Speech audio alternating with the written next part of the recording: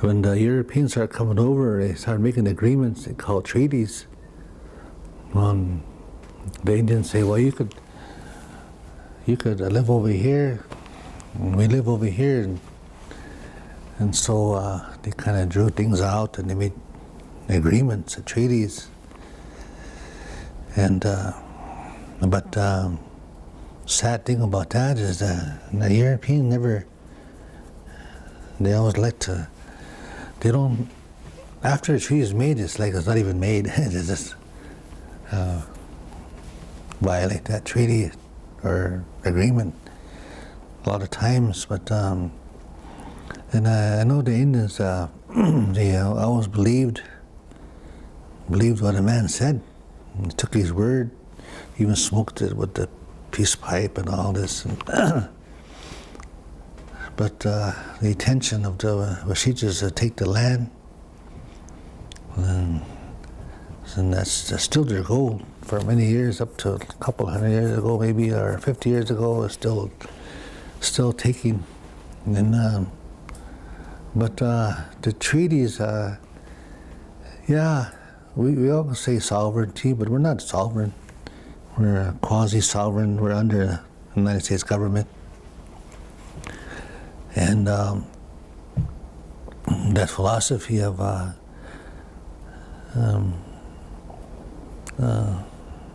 killing the man and saving the Indian, that's that philosophy. I think it's one of those treaties.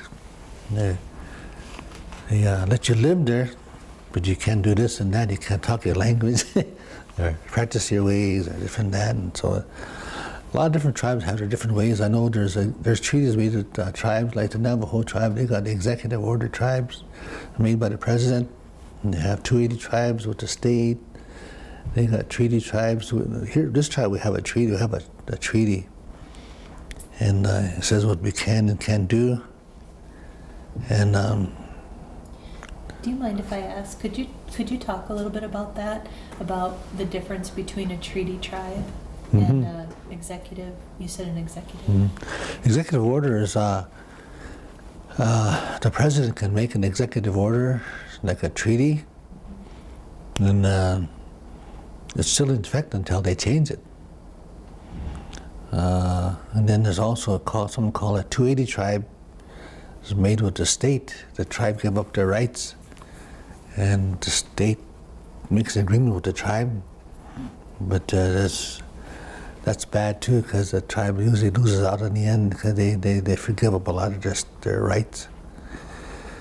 And so executive order, there was not too many around, but I know in California there's a lot of those tribes with executive orders, and in the South, Navajo tribe has the executive order, different tribes. And then there's some ratified tribes. They just put a bunch of tribes together. Fort Laramie, a bunch of tribes, they ratified that. Then there's individual treaty tribes. So we're at both. We're at Laramie when you have our own. Then there's the IRA, Indian Reorganization Act. They agreed to do a constitution, and the tribes, treaty tribes, most of the treaty tribes, they adopted the constitution of the IRA tribes, but we can have our own constitution if we want to. But when you talk about that, people are like, what are you talking about? You know, we don't have to have this constitution. We can have our own. Because doing research is, that come from New York, that constitution that the BI was using. They got that from the American Legion in New York. They're probably members of that American Legion, so they got this constitution, and the BIA started giving it out to all the tribes. And then the IRA tribe is the one that accepted the Indian Reorganization Act. But if you tell them, they won't believe you. But it's all in the archives. Just have to do research. Where does this come from? They'll tell you. But yeah, I do a lot of research. But I know that the treaties are important. because the one really important thing that I like about the treaties is well, we don't pay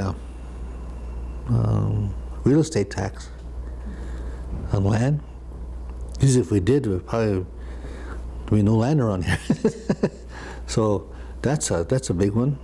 And also federal tax. We don't pay that, but we pay state tax. And things like that, hunting rights, and fishing rights, water rights. That's all in those treaties.